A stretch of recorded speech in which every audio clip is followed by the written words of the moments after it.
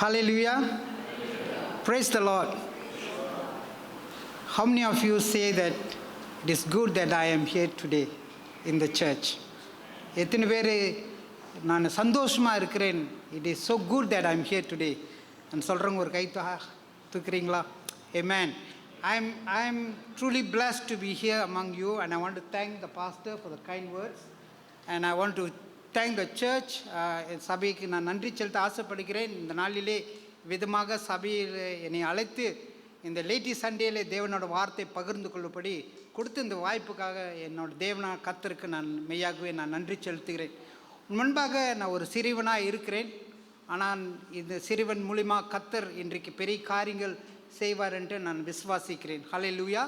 நேரம் தாமதிக்காதபடி நம்ம நேர தேவனோட செய்திக்கு ஆண்டவர் இந்த நாளில் நம்ம மத்தியில் என்ன வைத்திருக்காருன்ட்டு நம்ம தியானிப்போம். ஹல்லேலூயா.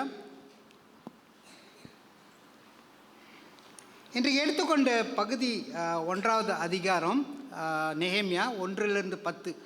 அந்த 16வது வசனத்தை யாருன்னு வாசிக்கிறீர்களா? Just read the 11th verse. ஆண்டவரே, உமது அடியானின் ஜெபத்தையும் உமது நாமத்துக்கு பயப்பட வேண்டும் என்று விரும்புகிற உமது அடியாரின் ஜெபத்தையும் உமது செவிகள் கவனித்திருப்பதாக. செவிகள் யாரோட செவிகள்? கர்த்தரோட செவிகள் கவனித்திருப்பதாக. இன்றைக்கு உமது அடியானுக்கு காரியத்தை கைகூடி வர பண்ணி இந்த மனுஷனுக்கு முன்பாக எனக்கு இரக்கம் கிடைக்க பண்ணி அருளும் என்று பிரார்த்தித்தேன். நான் ராஜாவுக்கு பான பாத்திரக்காரனாய் இருந்தேன். Amen. So this is the end of the prayer. இறுதியில் அது முடிக்கிறார் நெகேமியா. நெகேமியா புஸ்தகம் எனக்கு ரொம்ப ஒரு பிடிச்ச புஸ்தகம். இந்த புஸ்தகத்தை வாசிக்கும்போது, இந்த பகுதி வாசிக்கும்போது அநேக நேரத்தில் இது நம்மளோட வாழ்க்கையும் குறித்தும் அதே நேரத்தில் சபையின் ஊழியங்கள் குறித்தும் அது நம்மளுக்கு ஒரு பேரலாக காணப்படுகிறது. It's the lot of challenges in the book of Nehemiah, and it also gives a parallel what you call situation of what we are going through. Okay, Nehemiah பார்த்தீங்கன்றால் கேள்வி என்னென்றால், who is Nehemiah? இந்த நெகேமியான்றது யார்? Okay, நம்ம கேட்க வேண்டிய ஒரு கேள்வி, யார் இந்த நெகேமியா? நெகேமியாவில் 1வது அதிகாரம் 1வது வசனத்தில் ஒரே காரியம் தான் சொல்லப்பட்டிருக்கிறது, அவங்க அப்பா பேர். It's only the father's name is mentioned. there's nothing else about Nehemiah. Okay, he was having a secure future. அவருக்கு ஒரு நல்ல எதிர்காலங்க. அந்த ராஜ்யத்தில் பார்க்கும்போது அவர் ராஜ்யத்தில் ஒரு நல்ல எதிர்காலம். he was very powerful. he was a very powerful man, politician. அதே நேரத்தில் அவர் ஒரு இன்ஃப்ளூயன்ஷியல் மேன். ஏன் தெரியுங்களா? ராஜா அருகில் இருக்கிறவர் அவர். he is a cup bearer. the king trust him with his life. So அதனால he was a very powerful man. But இந்த சூழ்நிலையில் நம்ம என்ன பார்க்குறோம் என்றால், 4வது அதிகாரத்தில் why was he sad? அவர் ரொம்ப கவலையாக இருந்தார். 4வது அதிகாரத்தில் பார்க்கும்போது he was very sad. why was he sad? எல்லாம் இருந்துச்சு வாழ்க்கையில், ஆனால் அவர் ரொம்ப கவலையாக இருக்கார். இன்றைக்கு பாருங்கள் பிரியமானவர்களே, நம்ம வாழ்க்கையில் எல்லாமே இருக்குது. நல்ல வேலை, நல்ல வீடு, நல்ல குடும்பம், நல்ல சொகுசாக வாழ்கிறோம். பேங்கில் நல்ல ஒரு கம்ஃபர்டபுளான ஒரு அமௌண்ட்டு, நல்ல இன்வெஸ்ட்மெண்ட்ஸ் எல்லாம் வைத்திருக்கிறோம். ஆனாலும் நம்மளுக்கு நெகேமியா படுற அந்த கவலை, அந்த இன்டென்ஸ் கவலை நம்மளுக்கு இருக்குதா? அது நம்ம கொஞ்சம் சிந்திக்க பார்க்க வேண்டிய சூழ்நிலை. we are ordinary people. நம்மலாம் ஆர்டினரி, நம்ம சாதாரண மக்கள். அதே போல தான் நெகேமியாவும். நெகேமியா was an ordinary person, but God gave him the situation to serve as a cup bearer. அவர் குறித்து எந்த ரெக்கார்ட்ஸ் இல்லை. பைபிள் நீங்கள் வாசித்து பார்த்தீங்கன்னா அவர் குறித்து எந்த ரெக்கார்ட்ஸ் இல்லை.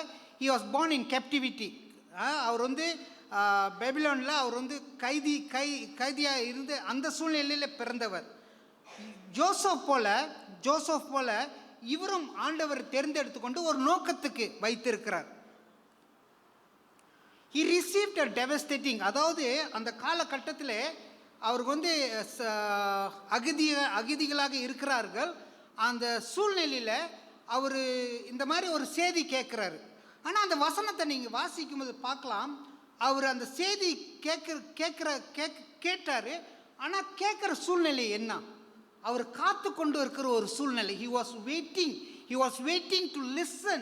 ஏதான ஒரு நல்ல செய்தி வருமா எருசலேம்ல இருந்து, ஒரு நல்ல செய்தி வருமான்னு அவர் காத்து கொண்டு இருக்க. அப்போ அவர் காத்து கொண்டு இருக்கிறது ஒரு நாள் 2 நாள் இல்லை.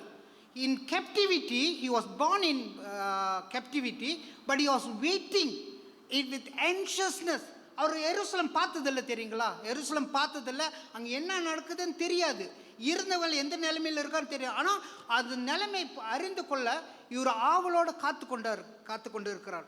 எனக்கு இது வாசிக்கும் போது எனக்கு ஒன்று தான் வந்துச்சு, த parable of the prodigal son. எனக்கு அதுதான் ஞாபகம் வந்துச்சு. அங்கே அந்த தகப்பனார் எவ்விதமாக ஆவலோடு காத்து கொண்டு இருக்கார். அந்த பகுதி நம்ம வாசிக்கும் போது, அந்த prodigal son வாசிக்கும் போது நம்ம என்ன பார்க்குறோமானா, தகப்பனார் எங்கேயோ தொலைவுல இருந்து வர்ற மகன். நார்மலி நம்மளுக்கு தெரியாது, ஒரு தொலைவாக இருந்தது பார்க்குறதுக்கு யார் வர்றா அன்று தான் பார்ப்போம். Because you knew his son, அவர் மகன் மேல் அவ்வளோ அக்கறையாக இருக்கிறபடியாக அவருக்கு when he was still far away you could recognize. What did the father do? He ran to the son. அதே போல தான் இங்கே நெகேமியா அந்த மாதிரி ஒரு ஆவலோட காத்து கொண்டு இருக்கிற சூழ்நிலை நம்ம பார்க்குறோம். வித் இன்டென்சிட்டி என்னதான் நடக்குது அப்படின்னு சொல்லி காத்து கொண்டு இருக்கிற சூழ்நிலை. இதுதான் background. Jerusalem was very important to Jews. எருசலம் யூதருக்கு ஒரு முக்கியமான பட்டணங்க. அந்த பட்டணத்து குறித்து அதிகமாக விசாரிக்கிற விசலம். that means the entire life and the entire their faith is upon Jerusalem. எருசலம்க்கு ஏதான ஒரு பாதிப்பு வந்துச்சுன்னா அவங்களோட faith it will shaken their faith. அந்த மாதிரி எருசலம் அவங்களுக்கு அவ்வளோ ஒரு முக்கியமான ஒரு பட்டணமாக இருக்குது. இது கேட்கும் பிற்பாடு என்ன நடக்குதுன்னா அவருக்குள்ள ஒரு ஒரு ஒரு ஒரு ஒரு ஆழமான வேதனை. there was such an intense feeling, sadness about Jerusalem, about the temple, about the walls of Jerusalem. இந்த சூழ்நிலை ஒரு நாள் 2 நாள் அவர் கடந்து செல்ல, சுமார் ஒரு 40 நாள் கடந்து சென்றிருக்காரு. It was about like 40 days. He was actually in a very desperate situation, and he was actually in prayer. He was in prayer and fasting. I'm sure he was fasting, but he was in prayer for 40 days before he went and saw the king. See, that is the desperate. அந்த சூழ்நிலை அறிந்த பிற்பாடு அந்த நெகேமியா அவிதமாக அவர் ஜெபத்திலே காத்திருந்த ஒரு சூழ்நிலையை நாம் பார்க்குறோம். அவர் என்ன செய்தார்னா, he recognized the spiritual and physical vulnerability of the people. அவருக்கு ஆலயம் இடிந்து கிடைக்குது, செவர்கள் இடிந்து கிடைக்குது. அங்கே இருக்கிற சில யூதர்கள், விடப்பட்ட யூதர், not everybody went into exile, எல்லாருமே பேபிலோனுக்கு போகல, சில பேர் அங்கே தங்கியிருந்தார்கள். இவங்களோட சூழ்நிலை, there was no priest, அவங்களுக்கு ஒரு போதகர் இல்லை, அவங்களுக்கு வேத பாடம் எடுத்து கற்றுக் கொடுக்கறதுக்கு யாரும் இல்லை, முறைகள் ஆராதிக்கிற முறைகள் யாரும் செய்கிறதுக்கு அங்கே இல்லை. அப்போ இவருக்கு என்ன ஒரு வேதனைனா, இந்த மக்கள் எப்படி இருக்கிறார்கள், ஆவிக்குறி வாழ்க்கையில் எப்படி இருக்கார்கள், என் ஜனங்கள் எப்படி இருக்கிறார்கள்ன்ட்டு அவருக்குள்ள ஒரு வேதனை. அவங்களோட ஃபிசிக்கல் கண்டிஷன், சாப்பிட்றாங்களா, நல்ல வேலை இருக்குதா, ஏன்னா அவங்க அந்த மாதிரி when the temple, when the walls were destroyed, they were like people who have no security. ஒரு பாதுகாப்பு இல்லாத ஒரு சூழ்நிலை இருக்கும்போது அவங்கள மேலே அவ்வளோ ஒரு கருசனை உள்ளவராக இருந்தார். ask for forgiveness. இந்த சூழ்நிலையில் அவர் கேட்குறது என்ன, ஆண்டவரே என் முப்பாட்டுகள் மன்னியும், என் ஜனங்களை மன்னியும், என்னையும் மன்னியும்னு சொல்லி அவர் மன்றாடி ஜெபிக்கிறது பார்க்குறோம். பிரியமானவர்களே, இன்றைக்கு நம்மளோட சூழ்நிலை இந்த இந்த இந்த எருசலேம் சூழ்நிலை பார்க்கும்போது நம்ம சபை சூழ்நிலை எப்படி இருக்குது, we can just draw line to our church, and some of the things the church is struggling, some of the things the pastor is struggling, some of the things the leaders are struggling. Where are we as a community? அங்கே யூதர்கள் பார்த்தோம், இங்கே கிறிஸ்துவலாக நம்மளோட மறுமொழி என்ன?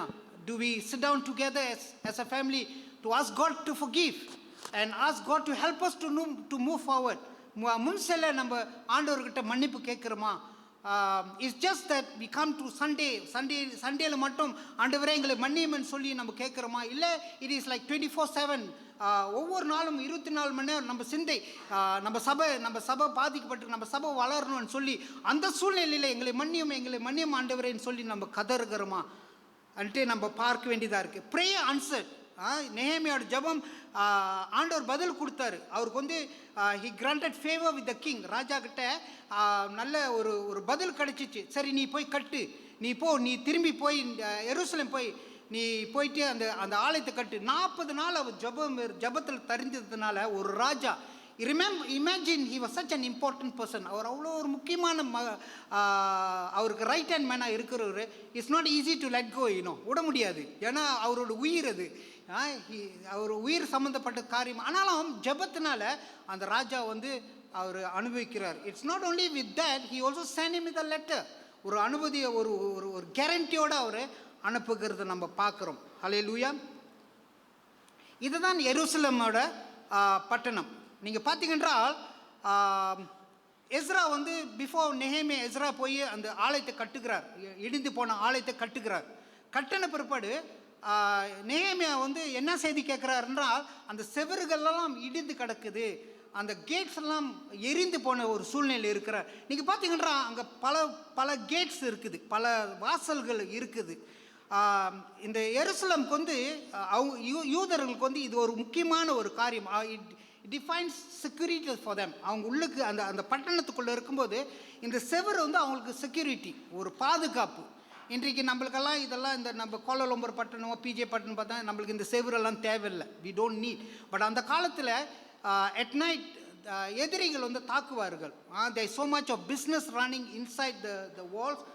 So அந்த செவர்கள் ரொம்ப முக்கியம். அப்போ அந்த செவர்கள் இல்லைன்றால் அந்த கம்யூனிட்டிக்கு வந்து ஒரு பாதிப்பு. there is always an effect to the community. So ராத்திரியில் வந்து அவங்க வந்து நிம்மதியாக தூங்க முடியாது, ஒரு செக்யூரிட்டி இல்லாத ஒரு சூழ்நிலை. So this is the situation, this is how the situation actual Jerusalem is supposed to be.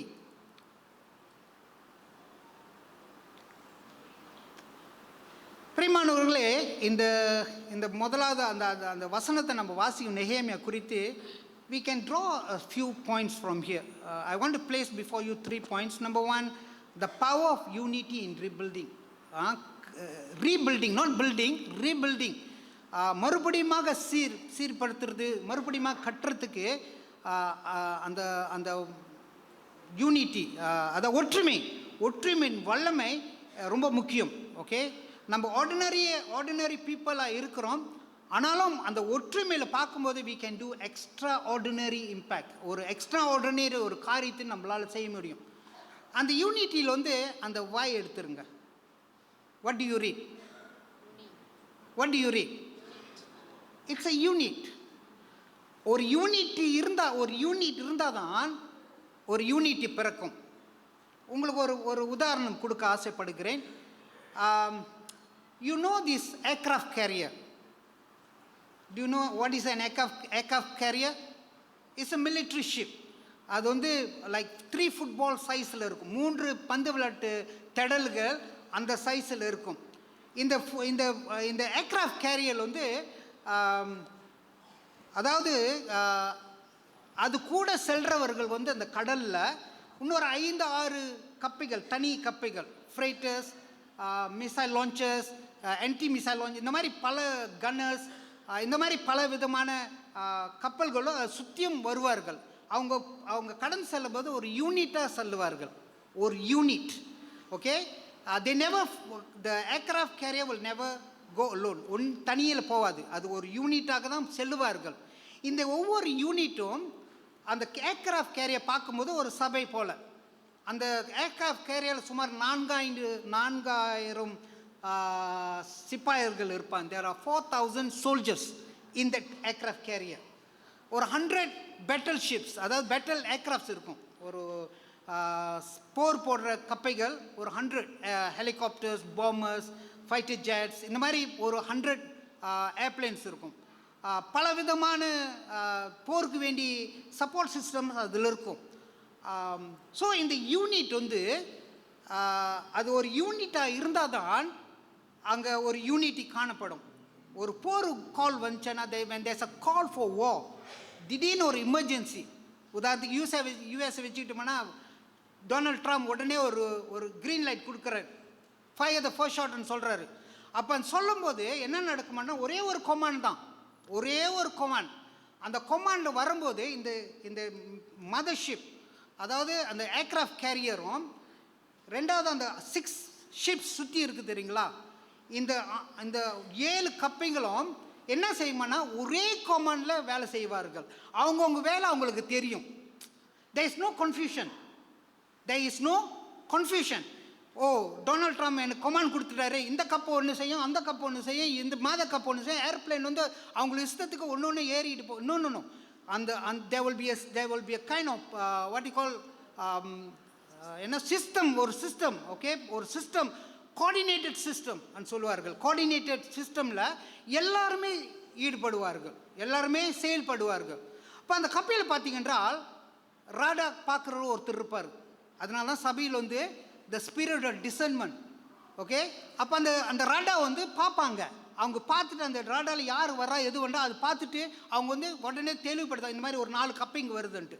பெரியமானவர்களே, அந்த ராக்கெட் லான்ச் பண்ணுறவங்க வந்து அவங்களும் ரெடியாக இருப்பாங்க. அப்போ அந்த சிக்னல் வரும்போது ஒவ்வொருத்தரோட பொறுப்பும் அந்த கோஆர்டினேஷனோடு செய்வார்கள். இன்றைக்கு சபையும் அதே போல தான். வி ஆர் அ யூனிட், ஒரு யூனிட்டாக இருக்கிறோம். ஒரு கால் ஃபார் வார்ன்னு வரும்போது, ஒரு கால் ஃபார் ப்ரேயர்னு வரும்போது என்ன செய்யறோம்னா எல்லோருமே, it is not just 1 or 2 people, it is not just the pastor and the spiritual leaders in the church. Do you know the formula 2080? How many of you all know the formula 20? 20-80 formula. Okay, good. I see one hand. இது நம்ம சபையில் நடக்கிறதுங்க. எல்லா சபையிலும் இதுதான் formula. 20% தான் tides கொடுப்பாங்க, 20% தான் 100 பேர் பங்கத்தினர்கள், 20 பேர் தான் ஊழியத்துக்கு ஒப்பு கொடுப்பார்கள், 20 பேர் தான் சபையில் இருக்கிற மினிஸ்ட்ரிக்கு முன் வந்து நான் செய்கிறேன் பாஸ்டர், நான் எடுத்து செய்கிறேன்னு சொல்லி வருவார்கள். It's a very sad situation, but that is the reality. அந்த சூழ்நிலையில் தான் சபைகள் 2000 வருடம் கலந்து வந்திருக்குது. ஹல்லேலூயா. அந்த சூழ்நிலை தான், அது உண்மைதான். But the church survive for 2000 years. But as a unit, ஒரு யூனிட்டாக நம்ம முன் செல்ல வேண்டும், கர்த்தரோட வல்லமை காண வேண்டும் என்றால் இது ரொம்ப முக்கியம்.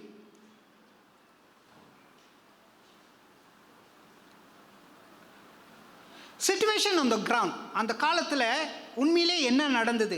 1வது அதிகாரம் 3வது வசனம், யாருன்னு வாசிக்கிறீர்களா? அதற்கு அவர்கள், சிறையிருப்பில் மீந்தி இருக்கிறவர்கள் அந்த தேசத்திலே மகா தீங்கையும் நிந்தையையும் அனுபவிக்கிறார்கள். எருசலேமின் அலங்கம் இடிப்பட்டதும் அதன் வாசல்கள் அக்கினியால் சுட்டெரிக்கப்பட்டதுமாய் கிடக்கிறது என்கிறார்கள்.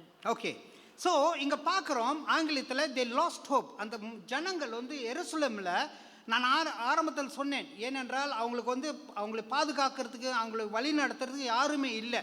So they lost hope. அவங்க வாழ்க்கையை ஒரு எதிர்காலம் இல்லாத வாழ்க்கை, லிவிங் இன் ஷேம், ரொம்ப அவமானம். பிரியமானவர்களே, ஒரு காலத்தில் யூதர்கள் பார்க்கும்போது இன்றைக்கு கூட சொல்லுவாருங்க, பங்சா அங்கோ, கேள்விப்பட்டிருக்கிறீங்களா? they are proud people சொல்லுவார்களா இல்லையா? they say Jews are very proud people. Why shouldn't they be proud? Why shouldn't they be proud? I am proud to be a Christian because my Lord is with me and he moves me. So அந்த அடிப்படையில் தான் யூதர்கள் யாவே தேவன் அவங்களை வழி நடத்துகிற தேவனாக இருக்கிறபடியாக வண்ணாந்தத்தில் 40 ஆண்டுகள் வழி நடத்தினார், அவங்களுக்கு வேண்டியதெல்லாம் கொடுத்தாரு. அதாவது எதிரிகள் மத்தியில் they saw with their own eyes the miracles that happened. தண்ணி வேணும் என்பது, the water came from the rock. They want food, manna came. So there were so many things they have experienced, they seen with their own eyes. அவங்க சொந்த கண்ணால் பார்த்தான். Why shouldn't they be proud? It is not a proud of arrogance, but they are proud to be a Jew and worshiping the God of Yahweh. So இங்கே பார்க்கும்போது யூதர்கள் அந்த அந்த அந்த அந்த பெருமை இழந்து போன ஒரு சூழ்நிலையில் காணப்படுகிறார்கள். They were in that pathetic situation.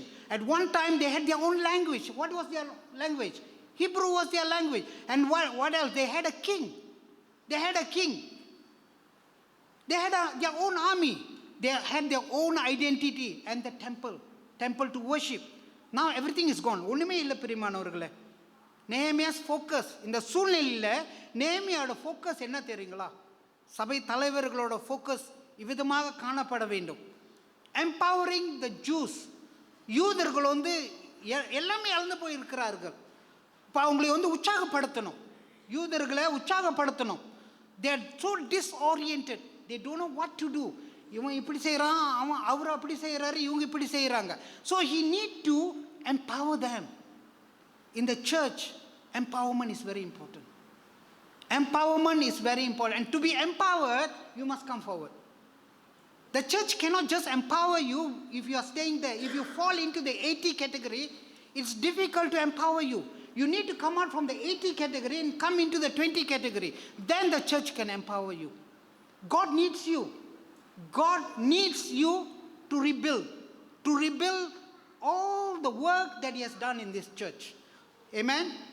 So, inga பார்க்கும்போது, He needs empowering. And the empowering can only be done through unity and dedication. அப்போ நம்மலாம் ஒற்றுமைக்குள்ளே வரணும். ஒற்றுமைக்குள்ள இருந்தால் அதே நேரத்தில் நம்மளுக்கு டெடிக்கேஷன் இருக்கணும். ஒப்பு கொடுத்தல், நான் செய்கிறேன் ஸோ முன்னுக்கு வரணும். ஸோ அப்படி இருக்கும்போது தான் அந்த எம்பவரிங் இஃபெக்ட் வேலை செய்யும். ஓகே, த எம்பவரிங் எஃபெக்ட் வந்து வேலை செய்யும். Then this can lead to a transformative. அந்த சூழ்நிலை மாற்ற வல்லமை கர்த்தர் கிரியை செய்வார். ஹல்லேலூயா. அந்த சூழ்நிலை மாற்ற எங்கே நம்ம வீக்காக இருக்கிறோம், எங்கே நம்ம செய்ய முடியாத ஒரு சூழ்நிலை இருக்கிறோம், அந்த சூழ்நிலை கர்த்தர் மாற்றத்துக்கு வல்லவராக இருக்கார். ஹல்லேலூயா. ஆனாலும் நம்ம என்ன செய்யணும்னா, we have to come into the action of unity and also commit our life as a dedicated person to that situation. Then the other focus was, இன்னொரு காரியம் நெகேமியா என்ன செய்கிறார்னா, he was challenging and provided. ஏன்னா இவங்க எல்லாம் இழந்த போன நிலைமையில் இருக்காங்க. விஷன் என்னன்னா தெரியாது, எதிர்காலம் என்னன்னா தெரியாது. ஸோ அவங்களுக்கு நம்பிக்கை கொடுக்கறதுக்கு he is challenging them with a vision and to restore Jerusalem. அவங்களோட விஷன் என்னன்னா the vision to restore Jerusalem, giving the people a sense of purpose. நம்ம யூதர்கள், நம்ம தேவனோட பிள்ளைகளாக இருக்க நம்ம இப்படி வாழ முடியாது, அவமானத்தில் வாழ முடியாது, நம்ம எப்பயுமே இழந்த போன ஒரு சூழ்நிலை இருக்க முடியாது. நம்ம தேவன் நம்மளுக்கு கொடுக்கிற தேவன், நம்மளை ஆசீர்வதிக்கிற தேவன். He gives us good things. He is a God who leads us and walks us. He holds our நம்ம கரம் பிடிச்சு நடக்கிற தேவன். So he gave that people the hope and the purpose. 2வது அதிகாரம் 17வது வசனத்தை வாசிப்போமா? பின்பு நான் அவர்களை நோக்கி, எருசலேம் பாழாய் இருக்கிறதையும் அதன் வாசல்கள் அக்கினியால் சுட்டெரிக்கப்பட்டு கிடக்கிறதையும் நாம் இருக்கிற சிறுமையையும் பார்க்கிறீர்களே. நாம் இனி நிந்தைக்குள்ளாய் இராதபடிக்கு எருசலேமின் அலங்கத்தை கட்டுவோம் வாருங்கள் என்று சொல்லி. ஸோ இங்கே ஒரு கால் கொடுக்குறாரு. Okay, I remember earlier the pastor அந்த பேதுருக்கிட்ட கேட்கும்போது ஆண்டவர் கேட்குற, நீ என்னை நேசிக்கிறாயா? There's a direct challenge to all of us. வர்றீங்களா? கட்டுவோம், வாருங்கள் கட்டுவோம். நம்ம சபையை மறுபடியுமா கட்டுவோம், நம்ம ஊழியத்தை மறுபடியுமா எங்கெங்கே ஊழியத்தை ஆரம்பித்து இருக்கிறோமோ அந்த ஊழியத்தை மறுபடியுமாக ஆரம்பிப்போம், மறுபடியுமா நம்ம கட்டுவோம் அப்படின்னு சொல்லி இங்கே ஆண்டவர் அழைப்பு கொடுக்குறார். பிரிமானவர், we frequently அநேக நேரத்தில் சவால்கள் மத்தியில் சில we underestimate our people here. நம்ம மக்களை வந்து சில நேரம் நம்மளே அண்டர் எஸ்டிமேட் பண்ணுவோம். Leaders tend to fall into that kind of situation to underestimate. நான் உங்களுக்கு ஒரு உதாரணம் சொல்லுகிறேன். நான் ஆரம்ப காலத்தில் when I got married when I was 25 years old and I was attending Central Church, ஒரு 2-3 வருஷம் நான் சென்ட்ரல் சர்ச்சுக்கு நான் அட்டெண்ட் பண்ணிக்கிட்டு இருக்கும்போது I was not good at the Bible. நான் போவேன். I'm what you call convert Christian from Hinduism. ஹிந்துவிலிருந்து நான் ஆண்டவர் 17 வயசில் ஏற்றுக்கொண்டேன். அதோட இராணுவத்துக்கு போன பிற்பாடு அவ்வளோ ஆண்டவருக்கு, அதாவது I was very very strong in Christ, but இந்த மாதிரி சபையில் ஈடுபடுறதெல்லாம் ரொம்ப குறைவு. ஸோ என்ன நடந்தது என்றால், the pastor at that situation saw me. I don't know what he saw me. I really don't know what he saw me. After the service we were coming out, he came near me and he put his hand over my shoulders. First time I'm experiencing that. ஒரு கிறிஸ்தவனா இருந்து முதல் முறையாக, that is empowering. பிரியமானவர்களே, we can do that to anybody. Leaders can do that to children, to young people, to elderly people. Put your hands over them. They feel so comfortable, you know. They feel very ஒரு மாதிரி ஒரு comfort கிடைக்குது. ஒரு போதகர் வந்து கை வைத்தார்னா, ஒரு சபை தலைவர் வந்து நம்ம மேலே கை வச்சு, ஐயா எப்படியா இருக்கிற கேட்கும்போது அது ரொம்ப இருக்கும். ஆனால் இவருக்கு சொன்ன வார்த்தை என்ன தெரியுமா? நீர் வந்து யங் அடல்ட்ஸோட கோஆர்டினேட்டராக நான் உன்னை நியமிக்கிறேன். உன்னை என்ன நியமிக்கிறேன்? Young adults coordinator. அப்போ யங் அடல்ட்ஸ் ஊழியம் இல்லை. ஸோ நான் அவர்கிட்ட சொல்கிறேன், மோசே மாதிரி, ஆண்டவரே எனக்கு பேச தெரியாது, எனக்கு இதெல்லாம் செய்ய தெரியாது. But that is empowerment. That is the beginning of my life, of transforming my life to what I am today and standing before you. Amen? So we must give in. அன்றைக்கி சொல்லும் போது நான் ஓடி இருந்தேன்னு வச்சுக்கோ, அடுத்த 2 வாரத்துக்கு நான் சபைக்கு வரல. இவன் போனால் இவர் என்னை கழுத்து பிடிச்சி அறுத்துருவார், என்னை பிடிச்சி நசுக்குவார், இவர் ஊழியம் செய்யன்னு கூப்பிடுவாருன்னு சொல்லி போயிருந்தேன்னா இன்றைக்கு நான் உங்கள் முன்னு நிற்க முடியுமா? நின்று இருக்க முடியாது. அந்த ஊழியம் வேறு ஆளுக்கு போயிருக்கும். Hallelujah. So frequently we misunderstand. We don't understand our people, but we need to, if we want to empower, we also need to go forward and recognize them. Why unity? ஏன் நம்மளுக்கு வந்து யூனிட்டி தேவை? It is to be empowered. வசனங்கள் சொல்லுது சங்கீதம் 133. Can someone read that? இதோ சகோதரர் ஒருமித்து வாசம் பண்ணுகிறது எத்தனை நன்மையும் எத்தனை இன்பமுமானது. ஸோ இந்த வசனத்தில் பார்க்கும்போது அப்போ ஒருமித்து வாழ்கிறது எவ்வளோ இன்பமாக இருக்குது, எவ்வளோ ஆண்டவர் முன்பாக எவ்வளோ அது ஒரு ஃப்ரேக்ரனாக இருக்குன்ட்டு வசனம் சொல்லுது. ஆனால் அதே நேரத்தில் நாங்கள் ரிவர்ஸில் வாசிக்கணும். பைபிள் வாசிக்கும் போதெல்லாம் இப்போ ரிவர்ஸில் வாசிக்கணும். டிஸ்யூனிட்டி இருந்துச்சுன்னா அந்த சூழ்நிலை எப்படி இருக்கும்? யூனிட்டி இருந்தால் அவ்வளோ அழகாக இருக்கும்னு ஆண்டவர் வர்ணிக்கிறாரு. அப்போ அதே நேரம் டிஸ்யூனிட்டி இருந்துச்சுன்னா எப்படி இருக்கும்? ஒரு டெமான்ஸ்ட்ரேஷன் மாதிரி இருக்கும். கொலம்பியா யூனிவர்சிட்டியில் டெமான்ஸ்ட்ரேட் பண்ணுறாங்க தெரியுமா? சபையில் அந்த மாதிரி ஒரு சூழ்நிலை வந்துடும். ஹல்லேலூயா. அப்போ ஆண்டவர் வந்து டிஸ்யூனிட்டி இருக்கிறது உண்மை, நம்ம அறிந்து கொள்ளணும். we need to understand there is disunity, and disunity வந்து யார் கொண்டு வருவா? சத்துருவான்னு கொண்டு வருவான், அமைதியாக கொண்டு வருவான். பத்தியா பாஸ்டர் எப்படி பேசுகிறாரு இன்னைக்கு? என்னை தான் அடிக்கிறாரு, உனி தான் அடிக்கிறாரு வார்த்தையில். அப்போ அங்கே என்ன வருது? ஒரு டிஸ்யூனிட்டி, த ஸ்பிரிட் ஆஃப் டிஸ்யூனிட்டி, அது ஒரு சைலண்டாக வேலை செய்யுது. அப்போ இங்கே என்ன சொல்கிறேன்னா வசனம் சொல்லுது, யூனிட்டி வந்து ஆண்டவருக்கு ஒரு மகிமை கொண்டு வர ஒரு காரியம். சபையில் யூனிட்டி இருந்தால் சபை ஆண்டவரை இந்த சபையில் மகிமைப்படுவார். Hallelujah. Unity helps to overcome divisions. Divisions இருக்கா இல்லையா? சபையில் டிவிஷன்ஸ் இருக்கா இல்லையா? இருக்கு. we are humans, நம்ம மைண்ட் எல்லாரும் மைண்ட் ஒரே மாதிரி இருக்காது. there's always disunity. 10 சீடர்கள் 12 சீடர் மத்தியிலும் டிஸ்யூனிட்டி இருந்தது இயேசுவின் காலத்தில். அப்போ ஆதி சபையிலும் டிஸ்யூனிட்டி இருந்தது, இன்றைக்கும் டிஸ்யூனிட்டி இருக்குது.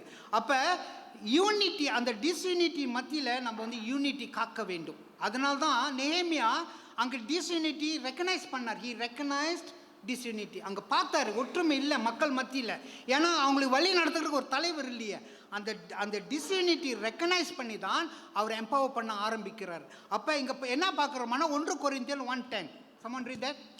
சகோதரரே, நீங்கள் எல்லாரும் ஒரே காரியத்தை பேசவும் பிரிவினைகள் இல்லாமல் ஏக மனதும் ஏக யோசனையும் உள்ளவர்களாய் சீர்பொருந்தி இருக்க வேண்டும் என்று நம்முடைய கர்த்தராகிய இயேசு கிறிஸ்துவின் நாமத்தினாலே உங்களுக்கு புத்தி சொல்லுகிறேன். பாருங்க, இந்த வசனத்தில் பார்க்கும்போது ஒரு முக்கியமான காரியம் அங்கே பார்க்க முடியும். இயேசு நாமத்தில் கேட்குறேன். I am asking you in the name of Jesus. அப்போ அந்த டிஸ்யூனிட்டி எவ்வளோ பவர்ஃபுல்லாக இருக்கும் பாருங்க. அது சும்மா உடைக்க முடியாது தெரியுங்களா? அந்த டிஸ்யூனிட்டி இருந்துச்சுன்னா நம்ம ரெக்கனைஸ் பண்ணோம்னா அது இயேசு நாமத்தில் தான் உடைக்க முடியும். ஆமென். ஸோ இந்த நேம் ஆஃப் ஜீசஸ் இங்கே நாம் பார்க்குறோம். அந்த டிஸ்யூனிட்டி உடைச்சிட்டு ஒற்றுமைக்குள்ளே நம்ம நடந்து செல்ல வேண்டும். அது நடக்கும்போது கர்த்தருக்கு அது மகிமை கொண்டு வரும் என்று இந்த வசனத்தில் பார்க்குறோம்.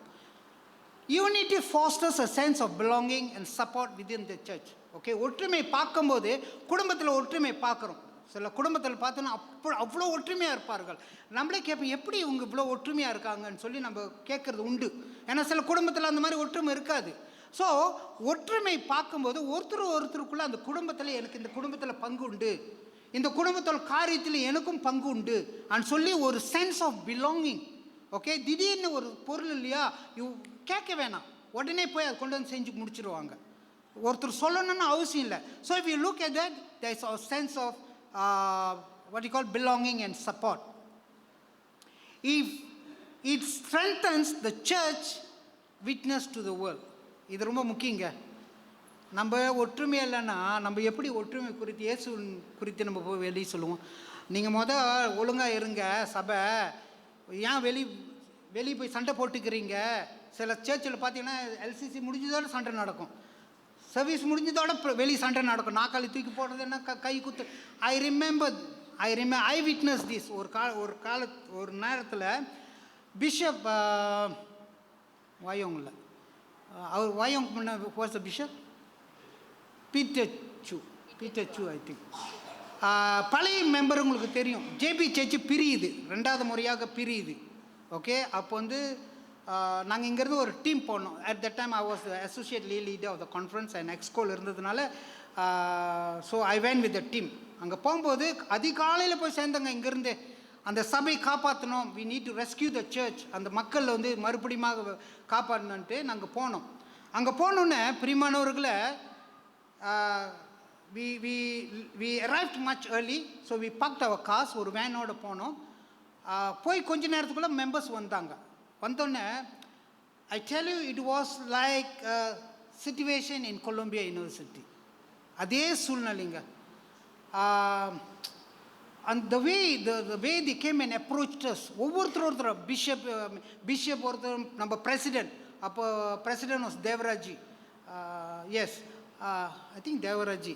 ஸோ நாங்கள் போகும்போது அங்கே இருக்கிற சூழ்நிலை பார்க்க ரொம்ப அசிங்கமாக இருந்துச்சுங்க. It was road side, not even in the church, road side வாகனங்களை போய்கிட்டு இருக்குது. அவ்விதமாக ஒரு அசிங்கமான சூழ்நிலை.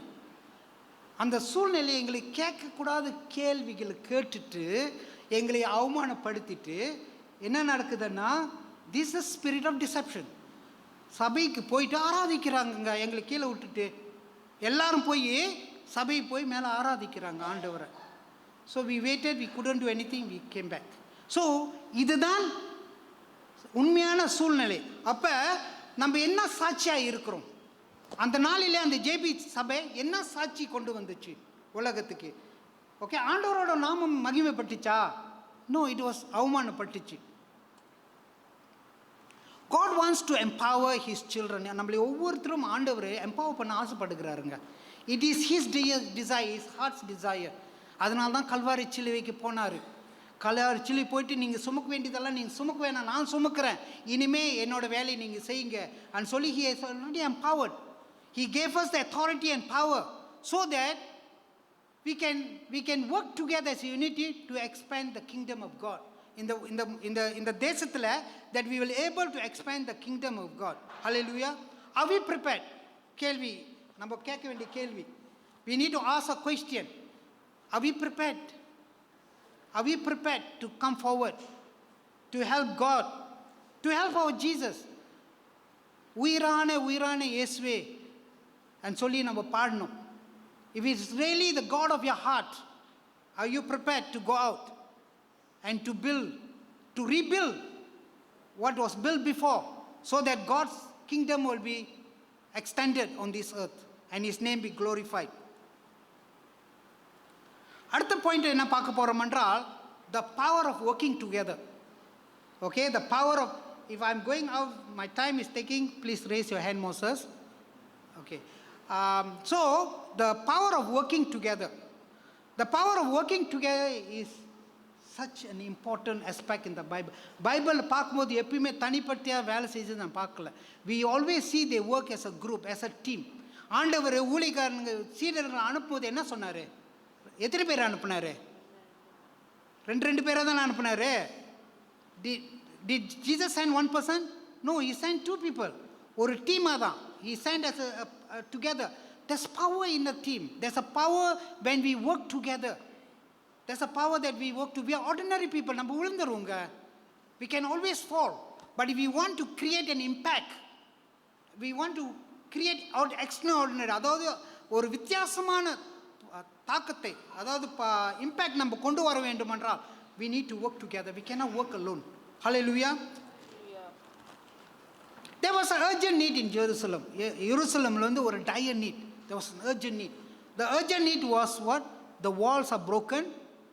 The people are living in a very pathetic situation. ரொம்ப அவமானமான சூழ்நிலையில் வாழ்ந்து கொண்டு இருக்கார். நான் சொன்னது போல. ஸோ இங்கே ஒரு அவசரமான காரியம் செய்ய வேண்டும். அந்த அவசரமான காரியம் வந்து செவர்கள், மதில்கள் கட்டப்பட வேண்டும். த கேட்ஸ், வாசல்கள். மதில் ஏன் கட்டப்பட வேண்டாம்? இதெல்லாம் ராக்ஸ் அண்ட் எர்த், ஸ்டோன்ஸில் கட்டப்பட்டது. அந்த கேட்ஸ் பார்த்தீங்க என்றால் இதெல்லாம் வூட்டில் கட்டப்படுது. இது வந்து எரிஞ்சு போய் கிடக்குது. ஸோ இதெல்லாம் கட்ட வேண்டும் என்றால் ஒரு நெகேமியானால முடியாது. கேன் நெகேமியா do it alone? He can't do. He knew that. So it need to be work together. We can only work together when there is a unit, and the unit is in unity. Okay, then we can work together. The builders came from all walks of life. பிரிமானே இன்னைக்கு நம்ம அமர்ந்திருக்கோம் சபையில். How many of us are the same in our life? No, isn't it? We are all different, like 5 fingers. We are all different people. Some are teachers, some are grab drivers, some are mechanics, doctors, lawyers, you name it, we are here. And we are ordinary people. Why do we call ourselves ordinary? Because we work every day to earn, to put food on the table. That's why we are called ordinary people. Even though we are specialists in our own, நம்ம வந்து நம்மளோட வேலையில் ஸ்பெஷலிஸ்டாக இருக்கலாம், but we are ordinary people. So the builders came. Okay, இந்த கட்டுறதுக்கு பணிக்கு நெகேமியா அவங்களை உற்சாகப்படுத்தினார். எல்லாம் வந்தார்கள். வந்து என்ன செய்கிறாங்க? அந்த அந்த அந்த அந்த பணியை ஆரம்பிக்கிறதுக்கு ஒரு ஒற்றுமை நம்ம பார்க்குறோம். They work together towards a common goal. எல்லாமே ஒன்றாக கூடி ஒரு காரியம் செய்ய வேண்டும். ஓகே, ஆண்டவர் இந்த சபையின் ஊழியங்கள் மறுபடியும் கட்டப்பட வேண்டும். இந்த சபையின் ஊழியங்கள், I don't know what, but that's what God is telling me. இந்த சபையின் ஊழியங்கள் கட்டப்பட வேண்டும். I don't have any specifics. இந்த சபையின் ஊழியங்கள் கட்டப்பட வேண்டும். ஸோ இந்த சபையின் ஊழியங்கள் கட்டப்பட வேண்டும் என்றால் நீங்கள் யாராக இருந்தாலும் சரி, whoever you can be the greatest man on earth and you can be the lowest man on the earth. But God's instruction is, calling is, do you love me? God's calling. ஆண்டவர் கேட்கிறாரு, என்னை நேசிக்கிறாயா? Is it filial love or is it agape love? ஆண்டவர் கேட்கிறது, do you love me? அப்போ நம்ம மறுமொழி உண்மையிலே agape love இருந்தால், we need to come forward for one common goal. The common goal is to rebuild the church. That is what happened. Nehemiah called them. அவன் கூப்பிடும்போது அந்த கோல் வாஸ், ஏன்னா they are humiliated. அந்த மக்கள் ஒரு sense of belonging, ஒரு hopeless சுச்சுவேஷனில் இருக்கிறார்கள். ஸோ அந்த சூழ்நிலையில் அவங்களோட காமன் கோல் என்ன? அந்த செவர்கள் கட்ட வேண்டும், அந்த மதில்கள், இடிஞ்சு போன மதில்கள் கட்ட வேண்டும். அல்லேலூயா. இந்த அழைப்பில் யார் முதல் பதில் கொடுத்தா? Read 3:1, நெகேமியா 3:1. அப்பொழுது பிரதான ஆசாரியனாகிய எலியசிபும் அவன் சகோதரனாகிய ஆசாரியர்களும் எழுந்து ஆட்டு வாசலை கட்டினார்கள். ஆமென். அப்ப அழைப்பு கொடுக்கும்போது இந்த இந்த இந்த செவர்கள் கட்டும்போது முதல் ரெஸ்பாண்ட் யார்கிட்ட வந்துச்சு? ஸ்பிரிச்சுவல் லீடர்ஸ் கிட்ட இருந்து வந்துச்சுங்க. So the spiritual leaders, in all situation you must be ready. In all circumstances you must be ready. You must show an example to the rest of them. You must show an example to the rest of them. Because Nehemiah, when he called, when there was a response to the call. But if you continue to read, and the அதிகாரத்தை நீங்க வாசிச்சீங்க என்றால், Nehemiah was not just supervising, was not just managing. அவர் வந்து கட்டளை மட்டும் கொடுக்கல, நீ இது செய்ய அது செய்யன்ட்டு. அவரே இறங்கி அவரோட கையை அழுக்காக்கிக்கிட்டாரு. He was also down to the earth and start working along with the people. So as a church, as I mentioned earlier, ஒரு யூனிட்டாக இருந்தோம்னா அங்கே யூனிட்டி காணப்படும். அந்த யூனிட்டியில் பார்க்கும்போது ஒவ்வொருத்தரும் இறங்கி அந்தந்த வேலையை நம்ம செய்ய வேண்டியதாக இருக்குது. Spiritual leaders must lead by action. Everyone in Jerusalem came to help. பெரியமானவங்களே, அந்த காலகட்டத்தில் ஒருத்தர் கூட பின்தங்கலை, தெரியுங்களா? ஆனால் சில சோம்பேறிகள் இருந்தார்கள். நீங்கள் வசனம் பார்த்தீங்கன்னா சில சோம்பேறிகள் இருந்தார்கள். இருந்தாலும் எல்லோருமே இறங்கி அந்த செவர்கள் கட்ட ஆரம்பித்தார்கள். The work of the church requires every member's effort. சபையில் வந்து சபையின் ஊழியங்கள் கட்டப்பட வேண்டுமென்றால், சபையின் காரியங்கள் நிர்வகிக்க வேண்டுமென்றால் எல்லோருடையும் பங்கு வேணும். The body of Christ to function effectively, all of us have to come. Let us read 1 Corinthians 12:12. எப்படி எனில் சரீரம் ஒன்று, அதற்கு அவயவங்கள் அநேகம். ஒரே சரீரத்தின் அவயவங்கள் எல்லாம் அநேகமாய் இருந்தும் சரீரம் ஒன்றாகவே இருக்கிறது. அந்த பிரகாரமாக கிறிஸ்துவும் இருக்கிறார். ஆமென். இப்போ நான் இங்கே நின்று பிரீச்சிங் பண்ணுறேன். தேவனோட வார்த்தை உங்கள் மத்தியில் கொண்டு வருகிறேன்.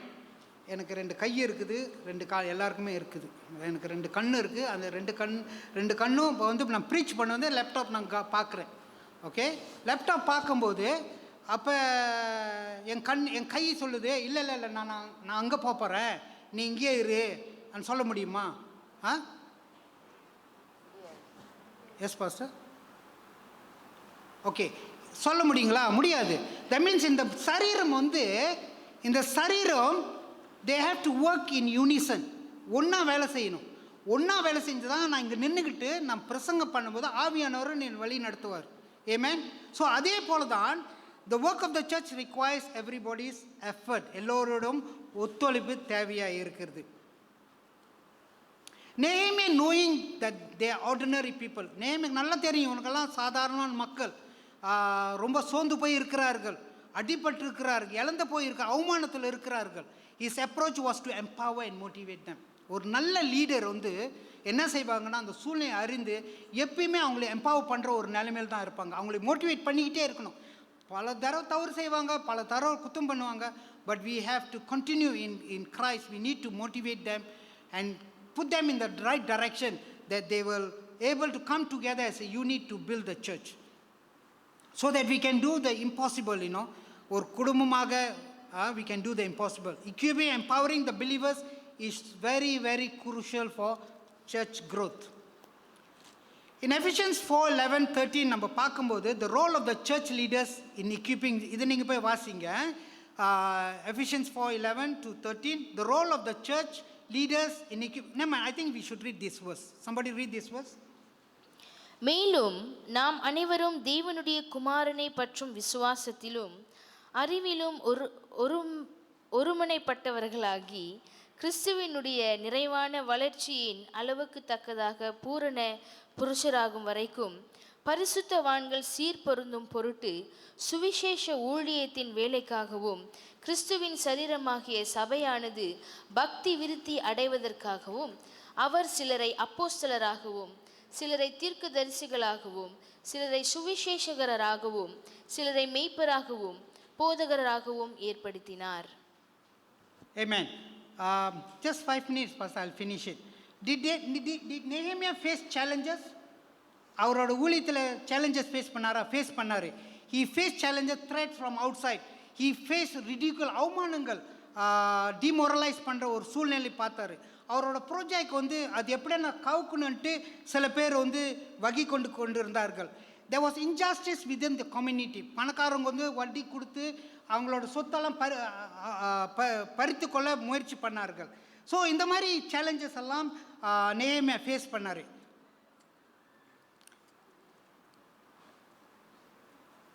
I just want to finish the last thing.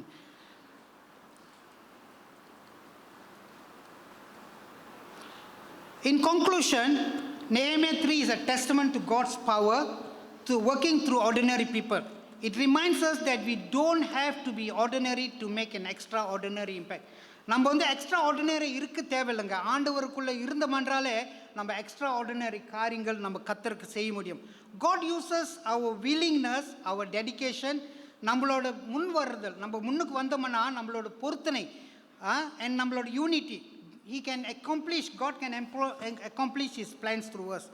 Let us be inspired by the builders of Jerusalem. எருசலேமில் எப்படி அந்த கட்டுப்பணியை ஆரம்பித்தார்களோ அதே போல் நம்ம சபையிலும் நம்ம அந்த பணியை ஆரம்பிப்போம். Hallelujah. Those that God used in the past, can the slides go forward? Keep going until you come to a picture. Keep going. I'm finishing, just 2 minutes. Okay.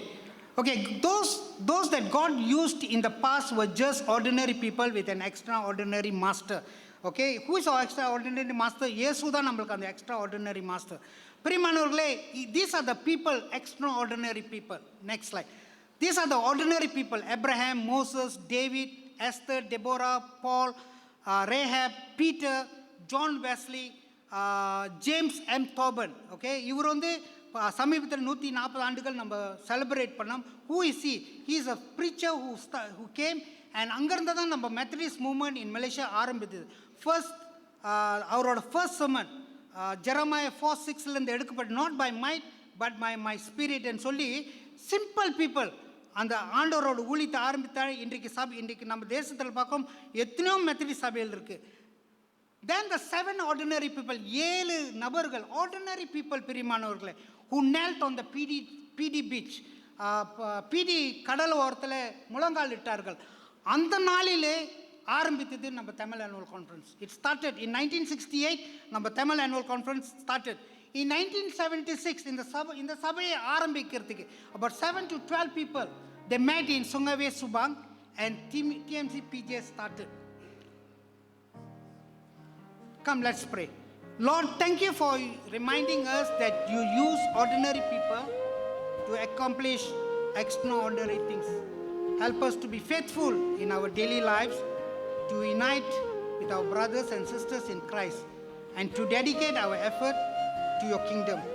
May we see the significance of every contribution and trust in your faithfulness. In Jesus' name we pray. Amen.